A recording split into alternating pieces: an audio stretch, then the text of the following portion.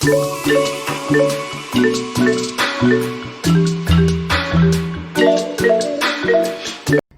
assalamualaikum. Bertemu lagi dengan saya Novita. Nah, kali ini Novita bakalan bikin video tentang interpretasi EKG dan edukasi transfusi sebagai bahan ujian praktikum keperawatan medical bedah 1. Nah, pertama-tama nanti itu Novita bakalan menginterpretasikan EKG berdasarkan kasus yang telah diberikan oleh dosen pengampunya. Lalu sebelum itu Novita bakalan meminta bantuan kepada teman untuk menjadi pasiennya. Jadi pura-pura pasien itu Novita anamnesis, lalu kita melakukan pemeriksaan EKG dan menginterpretasikan EKG. Setelah itu Novita bakalan mengedukasi kembali ibunya terkait transfusi karena ibunya terdiagnosis untuk melakukan transfusi darah. Tonton step-stepnya ya. Nah, sebelum melakukan pemeriksaan dan menginterpretasikan EKG atau elektrokardiogram, Novita bakalan memperkenalkan teman Novita yang akan membantu Novita dalam pemeriksaan video ini. Silakan masuk. Hai, Nah, ini temannya Novita nih. Perkenalkan. nama saya Casvialisa Maulina, bisa kalian panggil Bia. Oke Mbak Bia, sebelum kita melakukan prosedur selanjutnya nih, aku bakalan berbincang-bincang atau melakukan orientasi kepada Mbak Hasbia ini. Assalamualaikum Mbak Hasbia. Waalaikumsalam Sus. Selamat pagi. Pagi Sus. Oh iya, perkenalkan nama saya Novita. Mbak bisa manggil saya dengan sebutan Sus Novita. Siap Sus, halo Sus Novita. Halo Mbak. Nah, Mbak Bia, apa yang membuat Mbak datang ke sini? Apa yang Mbak keluhkan saat ini? Gini loh Sus, akhir-akhir ini saya itu susah tidur dikarenakan dada saya ini sakit gitu. Oh baik, kalau seperti itu saya beserta dokter nanti akan mengkolaborasikan dan akan melakukan pemeriksaan EKG atau elektrokardiogram. Nah, sebelumnya apa sih elektrokardiogram itu? Jadi elektrokardiogram itu di EKG atau elektrokardiogram itu adalah pemantulan aktivitas fisik listrik dari otot jantung secara goresan. Nah, setelah melakukan pemeriksaan itu, saya akan melakukan interpretasi EKG. Setelah itu saya akan menyampaikan hasilnya kepada Mbak Bia. Nah, sebelumnya pemeriksaan ini itu berlanjut sekitar 5-10 menit di tempat pemeriksaan elektrokardiogram. Apakah Mbak Bia bersedia? Saya bersedia Sus. Baik, kalau begitu mari ikut saya ke tempat pemeriksaan elektrokardiogram. Siap Sus. Baik, dikarenakan pemeriksaan sudah selesai dan hasilnya sudah ada, saya akan langsung untuk menginterpretasikan hasil pemeriksaan Mbak Bia tadi. Nah, selanjutnya kita cus buat melakukan interpretasi hasil EKG tadi. Baik, sebelum menginterpretasikan hasil EKG, saya bakalan jelasin dulu EKG atau elektrokardiogram itu apa. EKG adalah pemantulan aktivitas listrik dari serat otot jantung secara goresan. EKG menyajikan informasi klinik yang penting mengenai orientasi elektrik jantung dalam ruang 3 dimensi, ukuran relatif ruang-ruang jantung dan adanya defek sistem konduksi, dan memberikan bukti mengenai berbagai macam keadaan patologis yang mendasari seperti iskemia, infark, kardiomiopati, dan hipertrofi. Nah, dalam perjalanan abad, pemeriksaan atau perekaman EKG itu sebagai cara pemeriksaan yang tidak invasif sudah tidak lagi dapat dihilangkan dari klinik. Nah, sejak diintroduksinya galvanometri berkawat yang diciptakan oleh Einthoven dalam waktu dalam tahun 1903, galvanometer berkawat ini merupakan suatu pemecahan rekor. Perangkat sangat pekat dapat merekam setiap perbedaan tegangan yang kecil sebesar milivolt.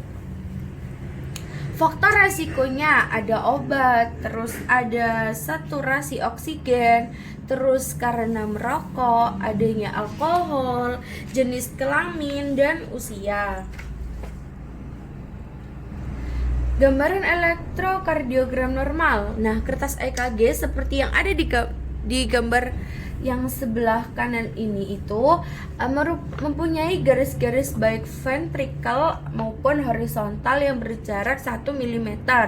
Nah, garis yang lebih tebal mempunyai jarak 5 mm. Mengenai waktu diukur sepanjang garis horizontal 1 mm sama dengan 0,04 detik atau 40 milidetik. Lah, jika 5 mm sama dengan 0,2 detik. Voltage listrik diukur sepanjang garis ventrikel dan dinyatakan dalam milimeter. 10 mm sama dengan I milimeter volt. Untuk praktisnya kecepatan pencatatan adalah 2 mm per detik.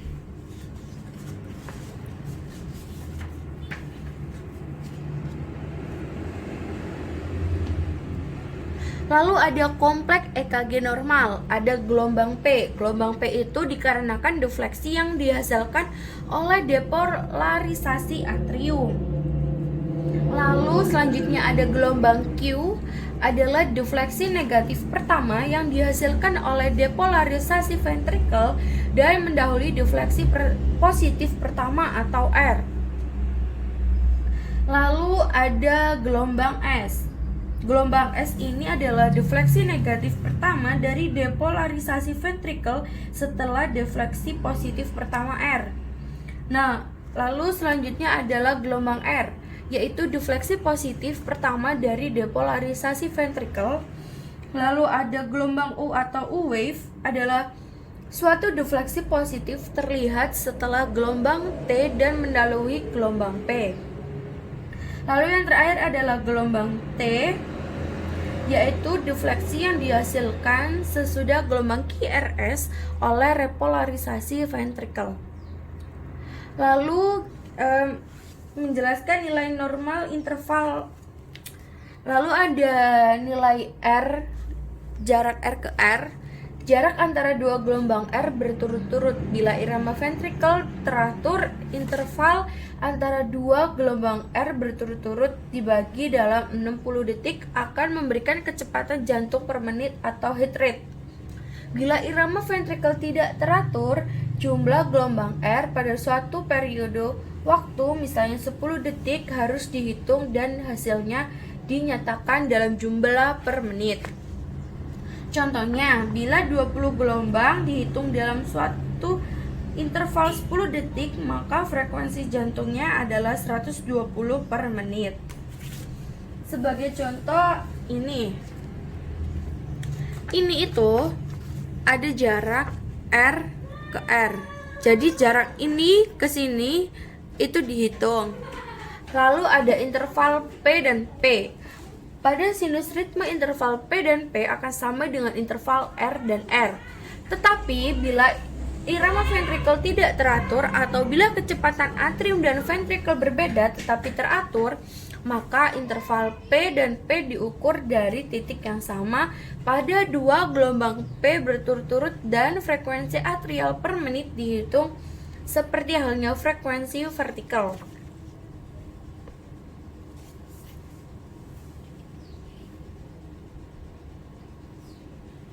Lalu lanjut ke interval P dan R. P dan R ini pengukuran ventrikel ini itu untuk mengetahui waktu konduksi atrioventrikel, termasuk di sini waktu yang diberikan atau diperlukan untuk depolarisasi atrium dan sebagian depolarisasi atrium. Tambah perlambatan eksitasi daripada nodus atrioventrikel. Diukur mulai dari permulaan gelombang P sampai permukaan kelompok QRS. Sebenarnya lebih tepat interval ini disebut P dan Q dan normalnya adalah 0,12 hingga 0,20 detik. Lanjut, lalu interval QRS. Interval ini adalah pengukuran seluruh waktu depolarisasi ventrikel diukur dari permulaan gelombang Q atau R bila tidak terlihat Q sampai akhir gelombang S. Nah, batas atas normalnya itu adalah 0,1 detik. Nah, kadang-kadang pada sadapan prekordial V2 atau V3 interval ini mungkin 0,11 detik. Lanjut ke interval QNT. Interval ini diukur dari permulaan gelombang Q sampai akhir gelombang T. Dengan ini diketahui lamanya sistole elektrik. Nah, interval Q sampai T ini normal tidak melebihi dari 0,42 detik pada pria dan 0,43 detik pada wanita. Lalu ada interval Q dan U, ini yang terakhir adalah pengukuran ini dimulai dari awal gelombang Q sampai akhir gelombang U dan tidak diketahui arti kliniknya. Lanjut ke segmen normal. Segmen normal itu ada dua, segmen PR dan RST junction. Segmen PR adalah bagian dari akhir gelombang P sampai permulaan gelombang QRS. Nah, segmen ini normal adalah isoelektris. Jadi kayak dia itu melewati garis isoelektris. Contohnya seperti ini. Kan ini ada gelombang T sama P. Nah, P ke sini, QR itu dianya ini itu melewati garis elektris.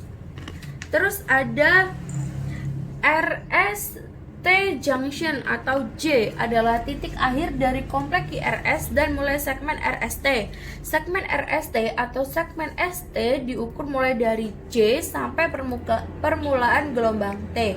Nah, segmen ini itu biasanya isoelektris tetapi dapat bervariasi antara 0,5 sampai plus 2 mm pada sadapan prekordial. Nah, elevasi dan depresinya dibandingkan dengan bagian garis dasar atau baseline antara akhir garis T dan permulaan garis P atau segmen TP. Kita lanjut. Nah, ini ada kelainan-kelainan kompleks nih dengan penyakitnya. Kelainan dari gelombang P, kelainan penampilan atau amplitudo lama dan bentuknya. Nah, gelombang P pada irama dan kecepatan yang normal.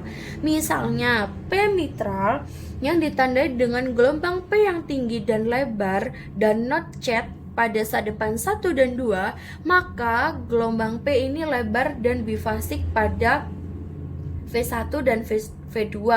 Sedangkan P pulmonel ditambahi dengan adanya gelombang P yang tinggi, runcing pada sadapan 2 dan 3 dan mungkin disertai gelombang P tinggi dan bifasik pada sadapan V1 dan D2. Nah, biasanya ini itu ditemukan pada kor pulmonel dan penyakit jantung kongenital. Lalu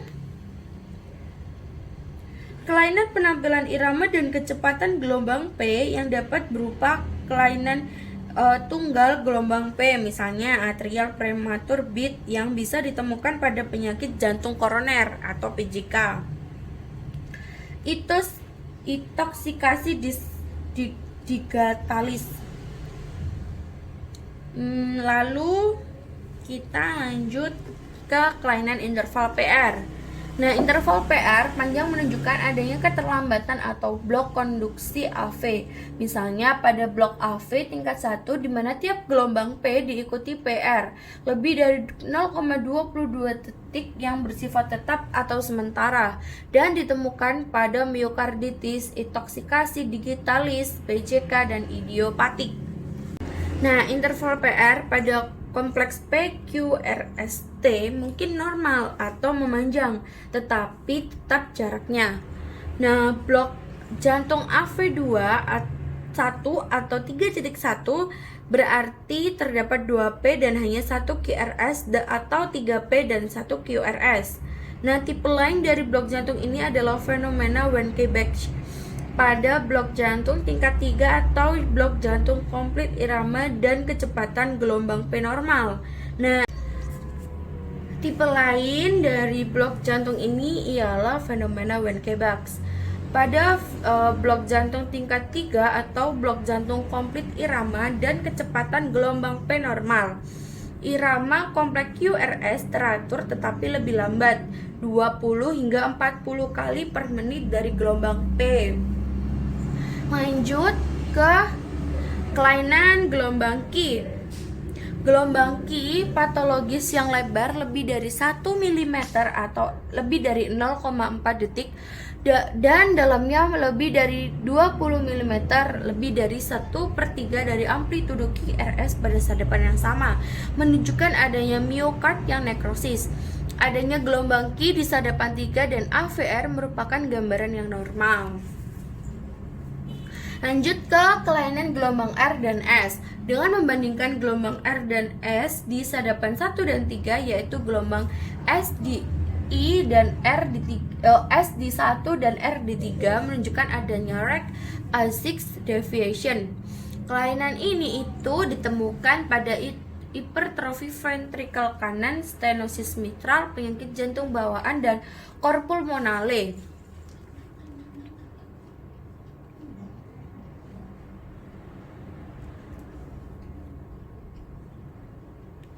Nah, sedangkan R di 1 dan S di 3 menunjukkan adanya left axis deviation on.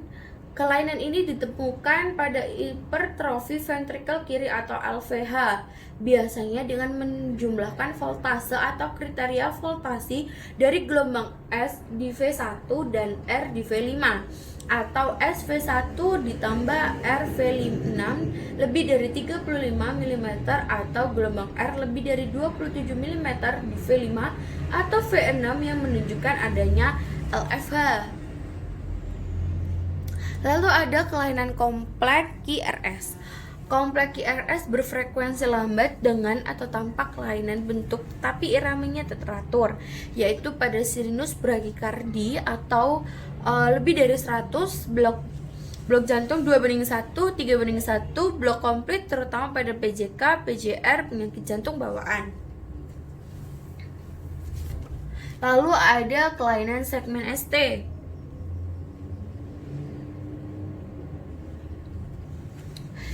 Suatu kelainan berupa elevasi atau depresi segmen ST yang ragu-ragu sebaiknya dianggap normal sampai terbukti benar-benar ada kelainan pada suatu seri perekaman. Bukanlah suatu kelainan apabila elevasi segmen ST tidak melebihi 1 mm atau depresi tidak melebihi 0,5 mm, paling kurang pada sadapan standar.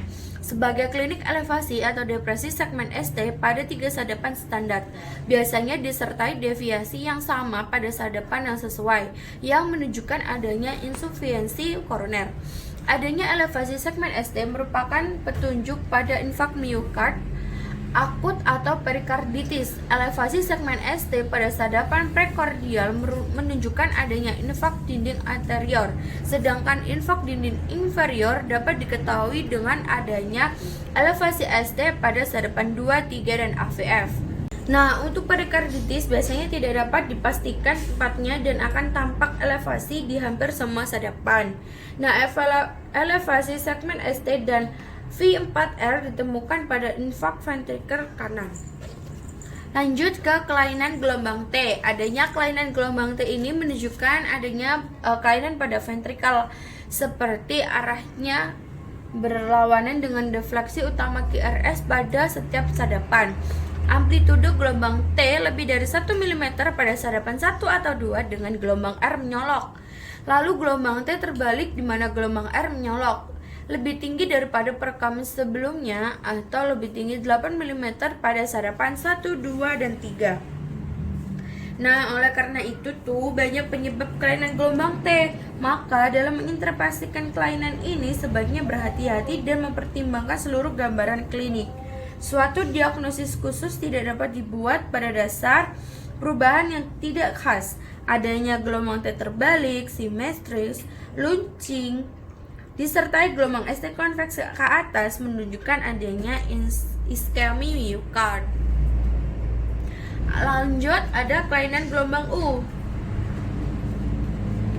Nah, adanya gelombang U defleksi ke atas lebih tinggi dari gelombang T pada sadapan yang sama, terutama V1, V4, menunjukkan adanya hipokalemi. Lanjut, ada prinsip membaca EKG, yaitu ada irama, QRS rate, aksis, dan interval PR. Irama menentukan irama sinus atau bukan. Nah, apabila setiap kompleks QRS didahului oleh sebuah gelombang P, berarti irama sinus. Kalau tidak, maka bukan irama sinus. Terus ada bukan irama sinus dapat berupa suatu aritmia yang mungkin fibrilasi, blok AV derajat 2 atau 3, irama junctional, takikardi ventrikular, dan lainnya. Lanjut, ada QRS rate. Pada irama sinus, laju QRS normalnya 60 sampai 100 kali per menit. Kurang dari 60 disebut brakikardi, lebih dari 100 disebut takikardi. Lalu ada aksis, yaitu antara min 330 derajat sampai plus 110 derajat. Lebih dari min 30 derajat disebut deviasi aksis kiri, lebih dari plus 110 derajat disebut deviasi aksis kanan, dan lebih dari plus 180 derajat disebut aksis superior. Lalu ada interval PR, yaitu normalnya kurang dari 0,2 detik. Lebih dari 0,2 detik disebut AV, blok AV derajat 1. Kurang dari 0,1 detik disertai dengan gelombang delta menunjukkan Wolff-Parkinson-White syndrome. Lanjut ke morfologi. Morfologi ada gelombang P. Nah, ini tuh dilihat apakah kontur gelombang P itu normal atau tidak. Apakah ada P pulmonal atau P mitral. Lalu kelompok QRS, adanya Q patologis menandakan old myocardial infarction. Lalu ada segmen ST, elevasi ST menandakan infark miokard akut, depresi segmen FT menandakan iskemia. Lalu ada gelombang T datar atau V7 menandakan iskemia, dan T terbalik atau T inverted menandakan iskemia atau aneurisma. Kalau gelombang T yang runcing menandakan hiperkalemia. Lanjut, ada gelombang U yang sangat tinggi dari gelombang T menunjukkan hipokalemia, dan gelombang U terbalik menunjukkan iskemia miokard yang berat. Baik, sudah saya jelaskan terkait EKG, kelainan, prinsip, dan morfologinya. Selanjutnya akan saya jelaskan terkait dengan hasil diagnosisnya tadi. Sebelum menginterpretasikan hasilnya, aku bakalan nge-review yang tadi. Gelombang P adalah depolarisasi atrium ketika jantung berkontraksi, sehingga selalu positif di lead 2 dan selalu negatif di gelombang AVR. Lalu gelombang QRS adalah repolarisasi ventricle atau jantungnya lagi beristirahat. Lah, lebarnya itu 3 kotak kecil atau 0,12. Lalu gelombang T adalah akhir dari sebuah siklus jantung atau repolarisasi ventricle yang selalu positif di semua lead dan selalu negatif di gelombang lead AVR yang menandakan terjadinya iskemia atau infark. Nah, jika gelombang T-nya itu naik ke atas, berarti menunjukkan adanya hiperkalemia atau TITO lebih dari 0,3 mV. Lalu ada PR interval akhir dari gelombang P dan awal dari gelombang R, menandakan ketika AV node tidak lebih dari 5 kotak kecil. Lalu akan memanjang ketika ada penghantar impuls trik sehingga menjadi pemblokan atau AV block. Lalu ST segmen menandakan penyempitan pembuluh darah koroner atau penyakit jantung koroner.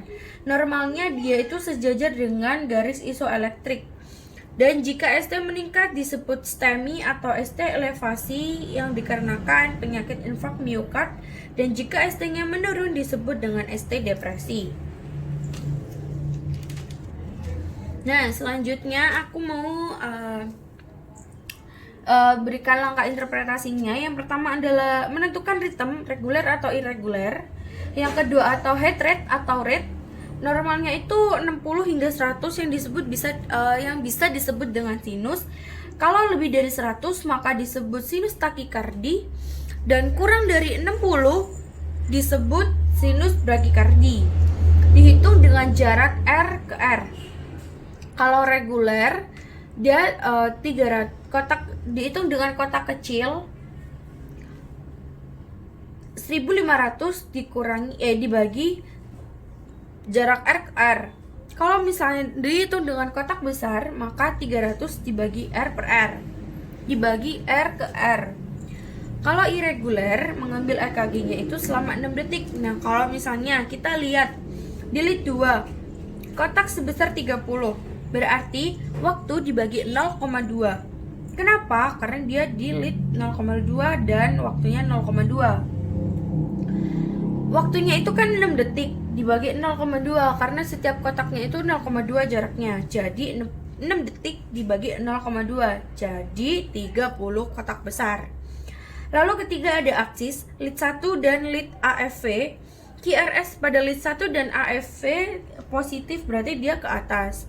Lalu ada hipertrofi, ada dua, atrium dan ventricle. Kalau atrium dan ada lasmen atau melebar, yaitu lead Q1 dan 2 P membentuk mitral atau dia itu membentuk huruf M kayak gini. Ini dia membentuk huruf F M kayak gini. Nah, setelah itu di atrium ada dua juga, LAE dan RAE. Kalau LAE itu di sebelah kiri berarti lead 2 ditambah Q1. Kalau RAE berarti di sebelah kanan, artinya dia lancip, yaitu PEP normal atau pasien dengan PPOK dan TB. Kalau ventricle itu ada RVH sama LVH. Kalau RVH itu right ventricle hypertrophy, bagian kanan terjadi pada anak atau trough, atau karena bawaan, karena paru-paru dan normalnya adalah 28 mV. Kalau LVH dia adalah penebalan ventricle kiri seperti penyakit jantung atau DHF. Lalu ada ischemic, kasus ACS atau acute coronary syndrome atau NSTEMI dan STEMI. Ketika otot jantung untuk menyuplai makanan yang menjadi penyempit, jadi T-nya itu dia itu negatif dan adanya ST depresi atau di bawah garis isoelektris. Lalu ada infarct, ada valves menuju kematian pada sel, key pathologis atau key wave. Selanjutnya aku akan menjelaskan yang hasil interpretasinya. Yang pertama adalah frekuensi atau rate. Frekuensi dari sini itu dianya itu frekuensinya dari kalau kotak besar itu 300 banding jarak R ke R, berarti 300 banding 2. Ya, ini ke sini ya. Jadi dia termasuk kan 150 berarti dia termasuk sinus takikardi. Lalu kotak kecilnya 1500 dibanding jarak R ke R, sehingga 1500 dibagi 11 berarti 136, yang artinya dia sinus takikardi. Lalu yang kedua ada ritme atau irama adalah R ke R, jaraknya itu kan 11 kotak kecil, maka kasus ini disebut irama reguler. Lalu ada gelombang P yang diukur dari awal P hingga akhir P. Normalnya itu tingginya kurang dari 0,3 mV, lebarnya 0,12 detik, dan abnormal P pulmonal ada lebih dari 3 mm dikarenakan pembesaran atrium kanan. Lalu ada P mitral, lebarnya itu 3 mm, pembesaran atrium kiri Maka gelombang P normal dengan tinggi kotak 2 kecil 0, milivolt dan 3 kotak kecil dengan tinggi 0,12 detik. Lalu ada interval PR diukur dari awal P sampai awal QRS di gelombang Q. Normalnya lebarnya itu 0,12 sampai 0,20 detik. Abnormal dia memanjang lebih dari 20 detik. 0,20 detik berarti dia AV block. Dan memendek kurang dari 3, yang berarti Sandoval Parkinson White. Maka gelombang internal PR pasien normal dengan lebar 3,5 kotak kecil atau 0,14 detik. Gelombang QRS, kompleks QRS diukur dari awal Q sampai akhir S. Normalnya itu lebarnya 0,06 sampai 0,12, tingginya tergantung lead. Abnormal lebarnya lebih dari 0,12 dan 0,06. 2 kotak kecil dikali 0,04 detik artinya 0,08 detik. Lalu gelombang Q yang artinya normal. Normalnya itu kurang dari 0,04 dan dalamnya kurang dari 1/3 tinggi R. Abnormalnya Q patologis. Lebarnya ada lebih dari 0,4 dan dalamnya lebih dari 1/3 tinggi R. Nah, gelombang Q pada pasien normal karena lebarnya kurang dari 0,4 detik dan dalamnya itu adalah Q kurang dari 1/3 tinggi R. Lalu ada ST segmen atau ST elevasi yang artinya dia itu mengalami infark miokard. Lalu ada gelombang T atau normal. Gelombang T dari awal T sampai akhir T normalnya kurang dari 1 milivolt di lead dada dan kurang dari 0,5 milivolt di lead ekstremitas. Abnormalnya T tall atau tinggi yang artinya hiperkalemi, dan T inverted atau terbalik artinya iskemi, dan T datar artinya hipokalemi. Maka gelombang T normal dengan tinggi 2,5 kotak kecil atau 0,25 milivolt. Lalu ada interval Q dan QT dari awal Q dan sampai akhir T. Normalnya lebar 0,38 sampai 0,46 detik. Abnormalnya memanjang yang berarti hipokalsemia dan memendek takikardia atau hiperkalsemia. Maka interval QT abnormal dikarenakan memendek dengan lebar 8 kotak atau 0,36 detik yang artinya takikardi dan hiperkalsemia. Lalu ada jenis aksis jantung menentukan arah dipolarisasi jantung normal atau tidak. Akan tetapi tidak bisa menentukan aksis jantungnya dikarenakan pada gambar kasusnya hanya sepotong. Lalu ada hipertrofi yang artinya atriumnya tidak ada dan ventrikelnya tidak ada. Kita bisa menyimpulkan bahwa si pasien mengalami takikardi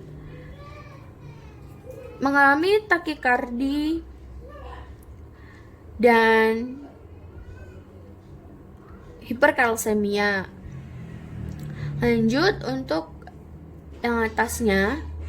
Ini singkat jawabannya karena di bawahnya sudah dijelaskan. Kasusnya seperti ini, EKG-nya. Lalu kita lihat frekuensi atau rate-nya. Kotak besar 300 dibagi jarak R ke R, 300 bagi 2,5 yang artinya 120 atau takikardi. Lalu kotak kecil 1500 dibagi jarak R ke R, 1500 per 13 artinya 115,3 atau 115 yang artinya sinus takikardi. Irama atau ritmenya dia itu jarak R ke R-nya reguler. Gelombang P waktu atau horizontalnya 1 kotak kecil dikali 0,4 artinya 0,04 detik, dan amplitude atau tingginya 2 kotak kecil dikali 0,1 milivolt artinya 0,2 milivolt. Interval PR 3 kotak kecil dikali 0,04 detik sama dengan 0,12 detik, dan gelombang QRS 3 kotak kecil dikali 0,04 detik sama dengan 0,12 detik. Gelombang Q-nya normal, ST segmennya normal, gelombang T-nya normal, hipertrofi atrium tidak ada, ventricle tidak ada, berarti pasien mengalami normal.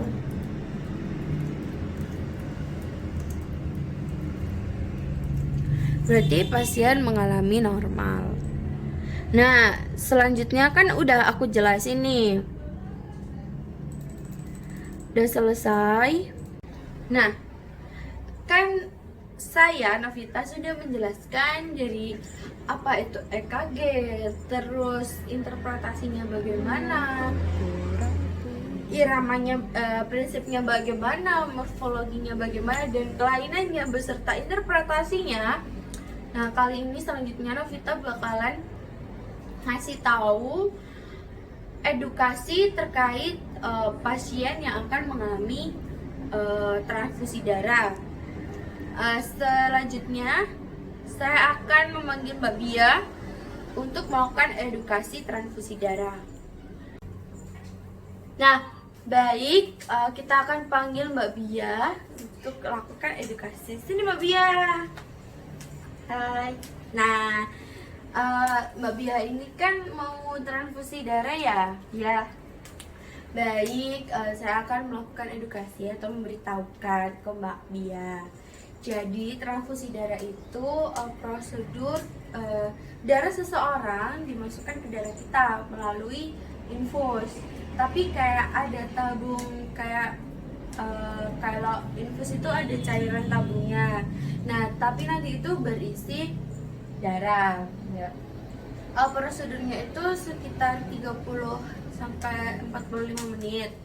Nah, biasanya kalau misalnya transfusi darah itu si Mbak Hasbia harus dikateteri urin, karena pada saat proses transfusi darah itu Mbak Bia nggak boleh kemana-mana, jadi stay di tempat di kasur.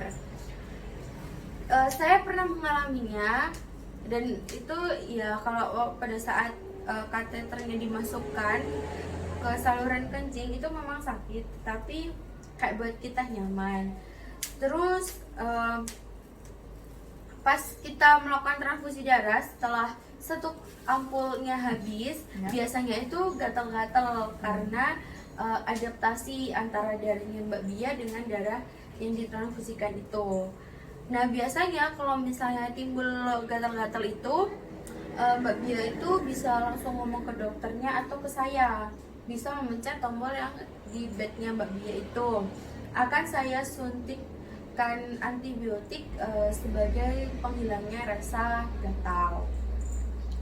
Nah, setelah itu Mbak Bia, setelah Mbak Bia nanti sudah transfusi darah, biasanya itu dokter tetap menyuruh Mbak Bia untuk diedukasi lagi, dan saya yang akan mengedukasinya. Nah, edukasi yang pertama, Mbak Bia tetap memakan makanan yang mengandung zat besi seperti sayur hijau. Lalu ada hati ayam atau hati sapi, itu juga mengandung banyak zat besi yang bisa meningkatkan darah. Lalu meminum suplemen seperti sangobion, biasanya itu 1 hari sekali atau 2 hari sekali. Terus Mbak Bia juga mengkonsumsi buah-buahan supaya kadar hemoglobin di dalam darah Mbak Bia itu naik. Meskipun dengan transfusi yang memang dia sangat cepat untuk menaikkan hemoglobin, tetapi juga harus dibantu dan ditunjang oleh makan makanan, suplemen yang mengandung zat besi. Seperti itu Mbak Bia. Iya, sus. Saya mengerti. Baik, terima kasih atas waktunya hari ini. Terima kasih juga telah membantu saya dalam melakukan video. Terima kasih dan sampai jumpa di video selanjutnya. Dadah.